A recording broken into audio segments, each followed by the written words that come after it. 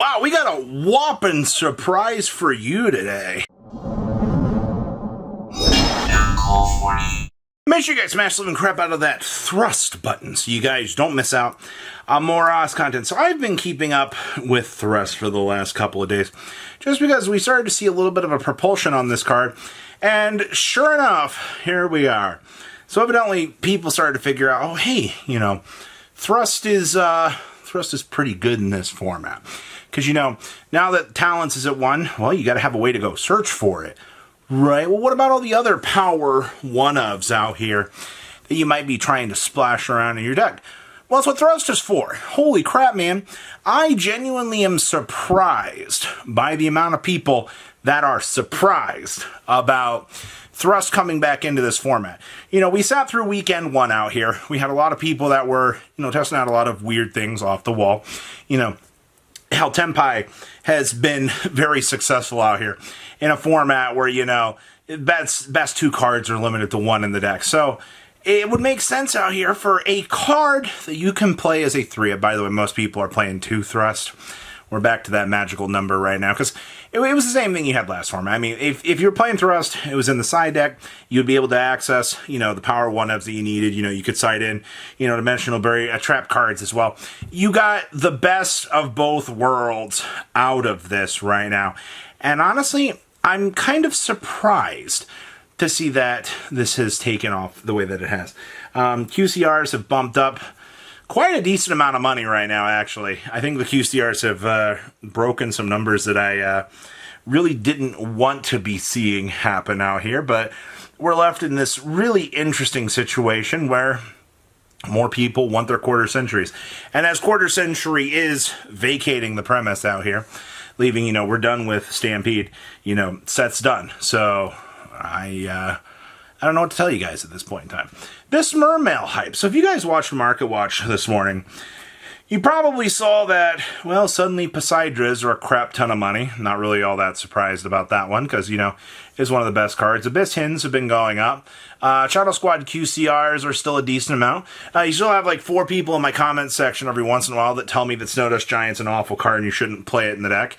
But then, I swear I don't think people understand how to play Mermail at all in this current day and age. If you're, looking at Snow Dust Giant and going, oh, this card is awful. Robbie, how many times are you going to talk about Mermail? Well, I got to talk about Mermail today because it actually is still here.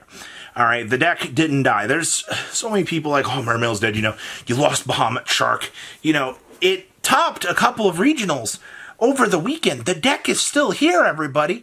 It's not going away. I hate to tell you this. If you think that Mermail's going night-night and, we're not recovering right now, you're wrong. All right? That's all there is to it.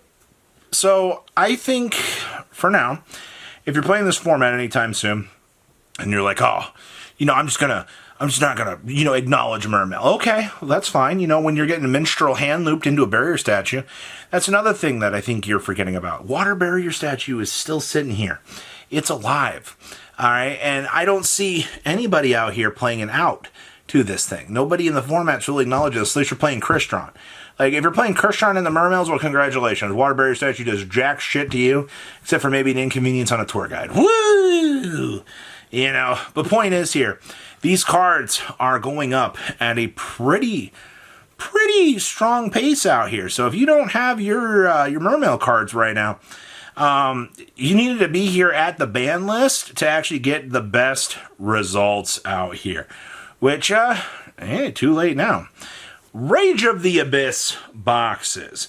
So if you guys remember good old Rage of the Abyss, and I'm sure that most of you guys like to let this set die in the back of your mind. You're like, oh, it was a shark set, Robbie. Nobody gives a crap about this. So I went and looked at the quantity of boxes on the market because I was curious. This set has by far some of the best cards still available in the pool.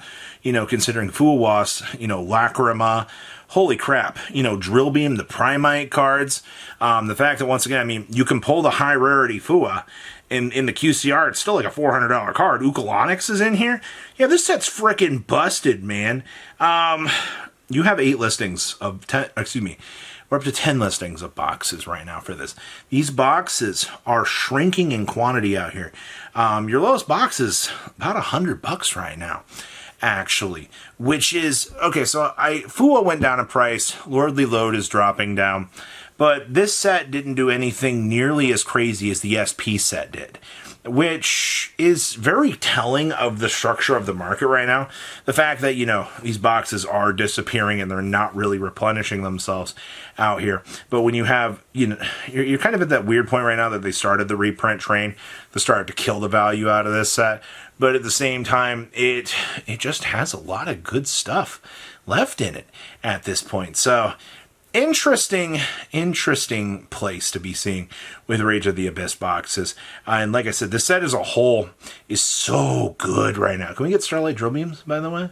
Like, that'd be so awesome, man. I would be very happy about that. I'm impressed with some of these oddities out here in the secondary market that you see, especially with older product. It's been around for a little while. It's an interesting thing to see. All right, and then we have Maze of the Master. 7th Tachyon has not really moved up in price out here. When I went and looked at Maze of the Master earlier today, I was kind of impressed out here. Because when you look structurally at this set, the only thing that comes to mind is 7th Tachyon. Like, that's your top end. This set has fallen so hard. Yeah, right now it's $89 if you want a 7 Tachyon Collector's Rare.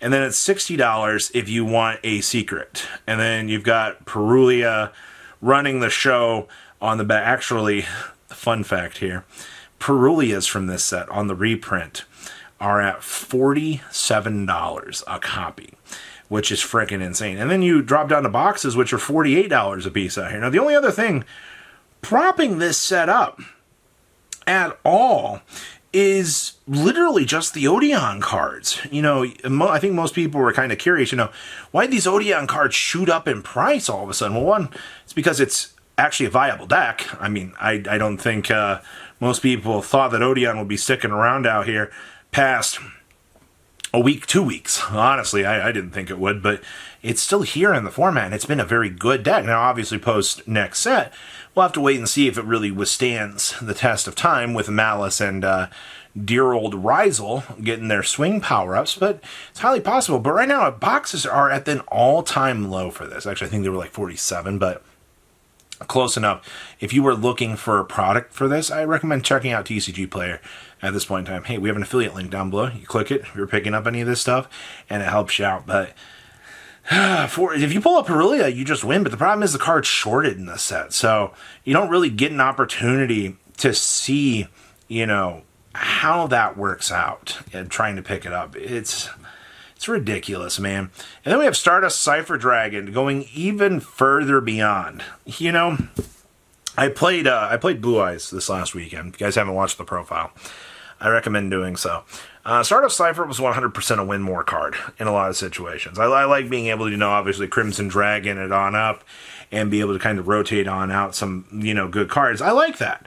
It's cool, but the problem is I would rather make other cards. If you're getting Double Spirit on the field, like, congratulations, but it doesn't feel good right now to be working on that sort of thing. But Stardust Cipher Dragon's floating about $29 right now. And because the card did not get a reprint, it went even further beyond. And I do read a lot of the comments going, well, Stardust Cipher's a freaking awful card, but people still want to play it. Yes, they do. A lot of people, especially on the locals scenario out here, Stardust Cipher wins the locals experience. If you're transitioning to like a regional level, then obviously, you want to minimize the, risk of that package and play other cards. That's to be expected. All right. I wouldn't wish that on anybody else out here. But the point is, though, it's a consistency thing. All right. You want to play other cards instead of the win more cards. It's always going to be that way. But like I said, cards going up in price. You guys got to be aware of what's going on. It's a time. That's for sure. So I'm a little bit surprised by some of this, but not really. I mean, Thrust going up was destined to happen. But what do you guys think? Please leave a comment down below. Tell me what you guys think, and I'll see your beautiful faces back here in a day, guys. patrons. Thank you.